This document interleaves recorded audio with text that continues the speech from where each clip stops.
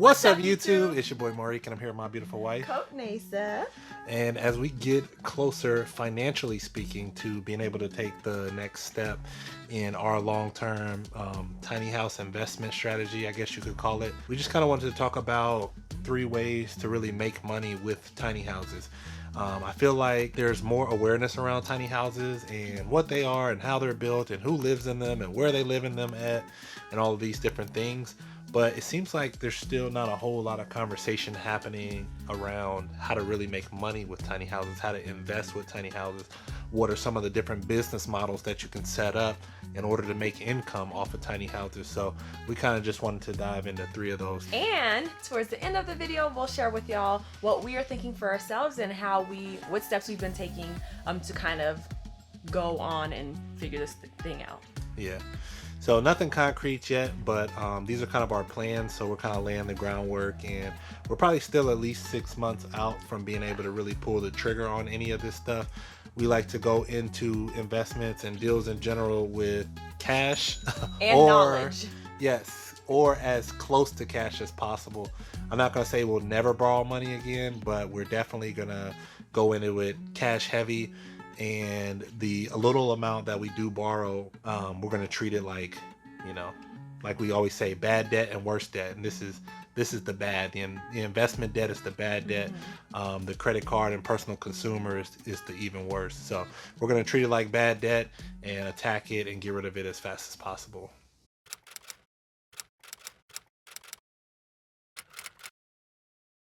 So I would say the first type of way to really make money with tiny houses, and especially it's especially like the easiest when you think about places that have approved tiny houses as ADUs or accessory dwelling units, would just be to put one in your backyard. Some people call this a backyard villa. Some people call it like a granny suite, an in-law suite, caretaker suite, whatever it is. You could have it in the back for all of those reasons, but another one is to just rent it out. So there's certain cities where parking a tiny house in your backyard and using it as a guest house or as a rental suite or as a short-term rental on Airbnb is completely legal. And that's what we're talking about when we say accessory dwelling unit. Most recently, Los Angeles actually approved this back in December of 2019, so that was big for that city with housing and the prices out there. I know from back in our time in Florida, there were several counties in the Orlando area that had actually approved this as long as the houses weren't on wheels. So it's a little different city by city.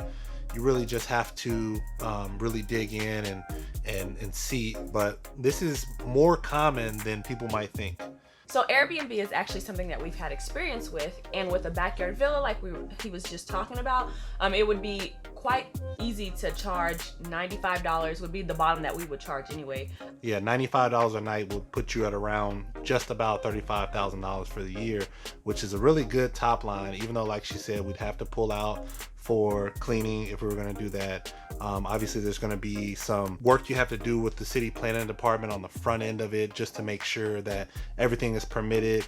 Even though they allow ADUs in certain cities, you still have to go through a permitting process, and there's still rules and regulations around whether or not the tiny house has to be skirted, whether or not it has to be on a pad, how high it can be, how close and far from the house it can be, different things like that. But still, starting at $35,000, taking off your cleaners and some of the setup costs, is still a really, really good return, especially considering the fact that the average tiny house cost is somewhere between $30,000 to $60,000. So this is a property that you've acquired for very little money.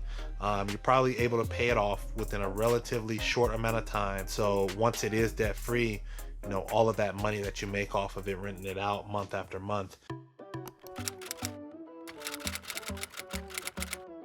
So the second way we've been thinking about making money with tiny houses, which is actually my favorite, is a tiny house hotel. And we would talk about doing somewhere between 4 to 6 homes on a property, and we would be essentially just renting it out. And it would just be like, people going on vacations or just wanting to get away. We've thought about that actually in the area that we are right now, and that would look something like us purchasing land and just putting our tiny home on it first. And that way we would just have some place where we are not paying anybody else any rent, and then later on we would build and we would own the different tiny houses and bring them in probably one at a time, because it's quite a bit to chew off. Yeah, we went and looked at a property the other day, and it's kind of like more of like an L-shaped property. So we could kind of see how we could like build like a private drive that would take you back into basically where like the rental homes would be set up. And then we could do like different plots where we have each of the different homes. They could each kind of have like their own name, their own little theme to it. One thing it would require is a special use permit, because a lot of times, you know, when you buy a plot of land, you can't necessarily just put whatever you want on it. There's like typically a minimum square footage living requirement, and we'd essentially have to, you know, answer all these different questions about how we were planning on using the space. But we would need to get that approved in order to go forward with it in the first place. But it's just kind of like, we're just kind of like brainstorming, figuring out, you know, which direction we might want to go. Third option would be a tiny home community, kind of like the one that we're in right now, where people would bring in their own homes and just rent the land from us. Depending on where you're at and the different amenities that you have on your property, you could charge a good $500, $600 for that monthly stay for the homeowners. And it is a lot less maintenance for you. You don't have to upkeep the houses because it's owner occupied, and so you're really just maintaining the land and you're collecting your money. But what I would say is getting your bag. Right, get that bag.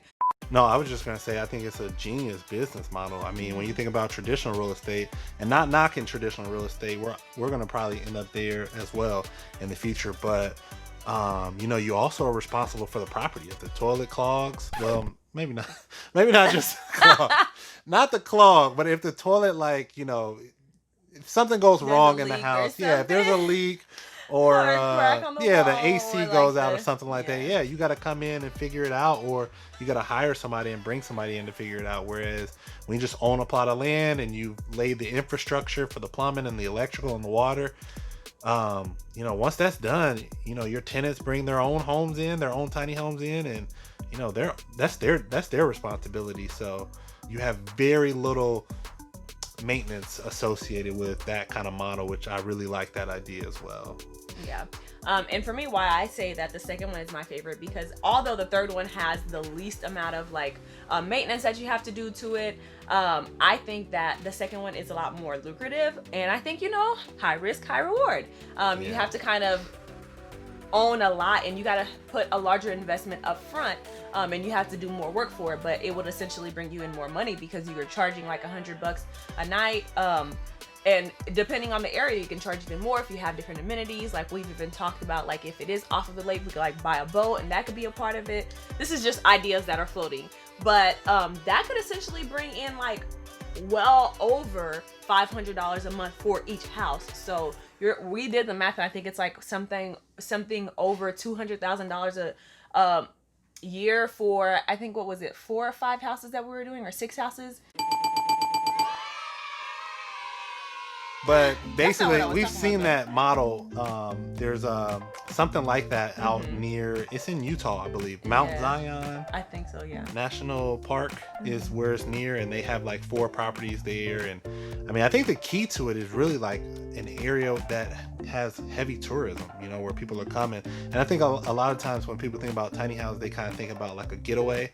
So I think like in the mountains or out in the desert somewhere, just in the woods. Yeah, just kind of a place to get away, you know, a little private retreat. We've really just been keeping our options open. So right now we're just considering 2 of the things and just seeing which one pans out first, and wherever we can start, whatever is the easiest, that's the route we'll take. Yeah, but stay tuned. Whichever route we decide, you guys will be updated. But it's going to be a really fun process, whether we decide to buy land and clear it and start setting up, or whether we buy a traditional house. Would you guys still stay subscribed if we didn't live tiny? That's the question of the day. Whatever it is, we're going to document the whole journey. It's going to be fun, but hopefully that helps somebody out there. We just kind of like, we've been thinking about a lot of this stuff and talking about a lot of this stuff, and just thought it would be cool to kind of jump on camera and talk about some of it. Yeah, we're so glad you watched this video. If you liked it, make sure you smash that like button, and of course, do not forget to subscribe to our channel. We love y'all so much.